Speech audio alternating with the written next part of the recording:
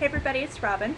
Kiddlatoya tagged me, or kind of asked me to do a video on how I'm organized for my classes for college.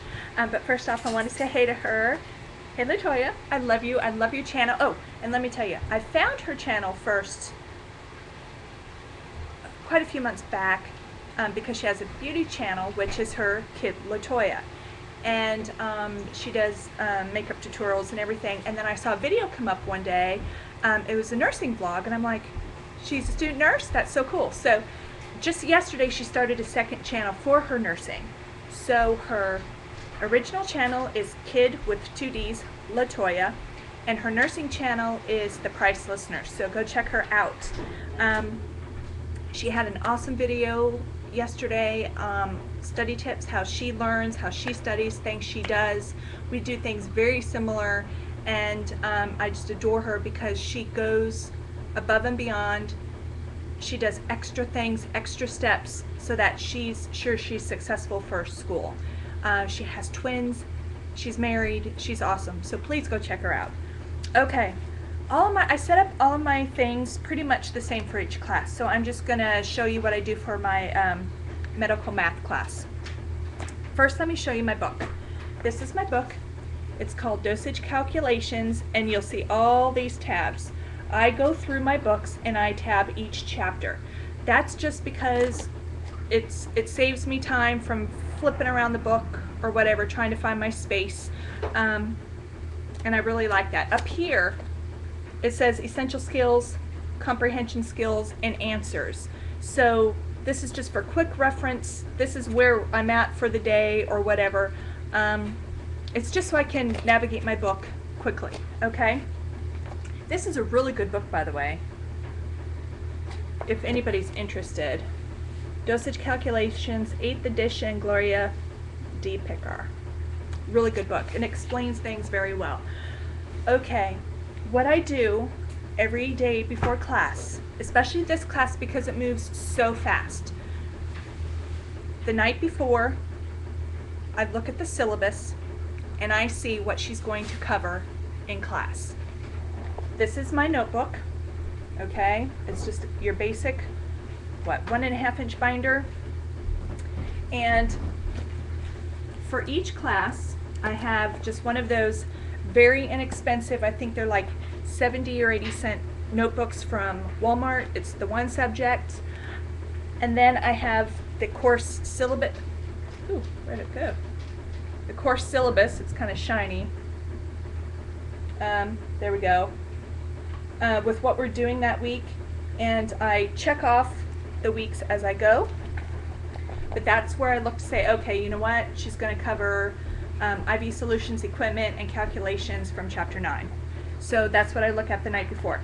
Then also in my book I have the grading criteria, how they grade our papers, the grading scale and such. And then I just have some loose leaf paper. And then I have a folder in the back for extra work that I do on my own. Nothing ever really gets passed back that we keep. But if you do get graded work passed back to you, I highly, highly, highly recommend holding on to it in the folder for reasons because, and this just happened to my daughter, teachers are human, and sometimes they grade something and it doesn't get put in the grade book. So when you go looking at your grades, if you see a 0 and you know you did it, you're like, hold up, I have that, it's already graded, here you go, here it is. And they'll give you that grade accordingly. So hold on to your work. If you get it back, that's graded, okay?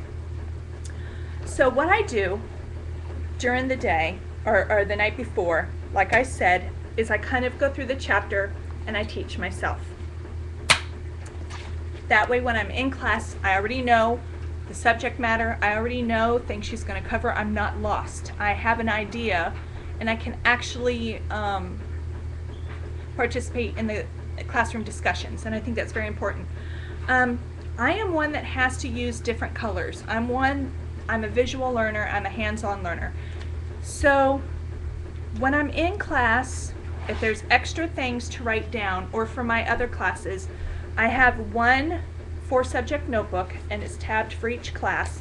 This is where I write things down. This is my chicken scratch. This is where I'm just, things are going quick and I'm just writing. I don't even care what it looks like. Then when I get home, I transfer it to that particular class's single subject notebook that's in that binder.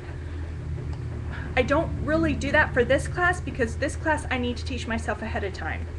So, but here's an example of what I mean. I draw pictures out.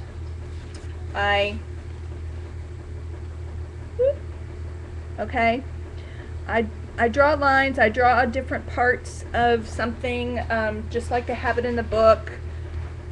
Like here's the a syringe, needle syringe, and the different parts of it. I don't know, it just helps me remember. And believe it or not, when I took the test last week, I could picture in my mind the syringe. I could picture in my mind a 3 ml syringe, 1 ml syringe. I could see which ones went by tenths, which ones went by hundredths. I could visualize the medicine cups, because you had to do conversions from tablespoons to teaspoons to mLs to ounces. So actually drawing things out works for me. Okay, also another tip I do is, like, here are the abbreviations for interpreting drug orders. Okay, so like on this page up here in purple, those are the route abbreviations, meaning how is it going into the body? What's the route?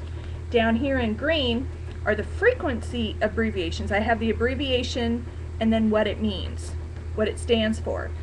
Okay, and then over here in orange is just the general used abbreviations. Okay, I also have 7 parts of the drug order in another color. That just, when I'm searching through something, like on this page, for example, and I also put the chapter that it's covered in at the top. Okay, so I know here is supply dosage. Here another color is total volume. Here in another color is administration route. Here in another color is label alert, name of manufacturer, expiration date. Ooh, can't see. That way if I'm looking for something specific, if everything's written in black ink or everything's written in blue ink, I have to search. It takes time and it breaks up my studying as well for me because I do spend a lot of hours studying, writing my notes, not just for one class, but just combined. So it breaks up the monotony for me. And the process of using another color when a new subject arises that I'm writing down, it just sticks with me. And I can't explain it, it just does. Highlighting is good. I do highlight. I highlight in my book, but I have to write out. So it just makes it stick all that much more. So that's how I set up my binders, and all my binders are pretty much the exact same way. I also write things down in my planner, in my agenda. I've showed this in other videos, but if you haven't looked at those, I will go ahead and cover that now. This planner is awesome. I got it at Target. It was like $10. This is the 1 month view at a glance where the whole month is just bam right there. But then it breaks it down by week. Monday, Tuesday, Wednesday, and it has 15-minute increments, and I just did that because I have a lot of family things going on too, appointments and such like that, so I can break that down. What I do on the side under notes, I go through and I highlight when I have a test. I write it down for that day and I highlight it. That way when I'm glancing, I see that yellow, I'm like, bam, have to study for that, whatever. But what we cover in class and what homework I need to do for that class, like this is English, clinical math, sociology, and algebra, I just kind of, I draw in a little box, I write down what I need to do, and then when the task is completed, I fill it in. I cover it or color it in. That way I know it's done. If it's something that's not pressing to be done right away, obviously I do those first. I will just simply transfer it to the next week. Okay, so I don't forget about it.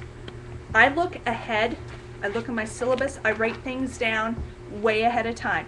If something is due, like let's say on the 15th, my scope and bib for English class is due. I just put that date out there, but it is due sometime mid-month. I put it as due to myself for the week prior. Get it done. If you have an extra few minutes, get it done, okay? For instance, I told you I learn very well by note cards as well. This is for my sociology class. He puts Jeopardy questions out. None of my professors put their slides that they go through class, their PowerPoints, they never put them up ahead of time, ever, because they don't think you'll come to class. You have to come to class, and then they don't even pass them out. You copy them down. That's why I have that thick notebook for messy writing, because they fly through them. Sometimes they'll put them up afterwards for you to copy them down, but like he does for Jeopardy. But I already have these. We just had our chapter test 1 through 5 last week. So I have those cards and another thing saved for whatever. I'm not going to get rid of them. I have the next set already written out. I did this yesterday. Did I have to? No. My next test is next month. It's over the next 5 chapters, but I already have the 100 note cards written out, so that all I have to do as we go through the chapters, and I'm like, oh, you know what? Yeah, I remember writing that down. I will write the answer from my notes onto the back, and they'll be done. It's not something I'm going to have to do last minute to cram for the test.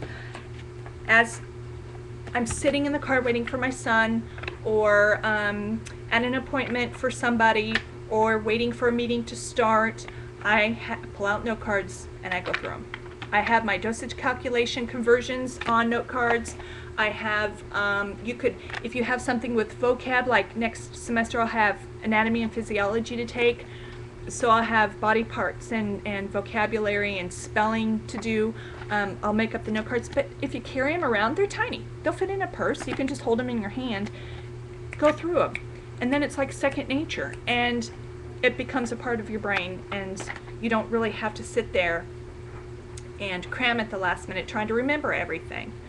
So that's one of the best study tips I can give you, is study as you go. Don't wait until it's given. You can see what's coming up because they handed you the syllabus.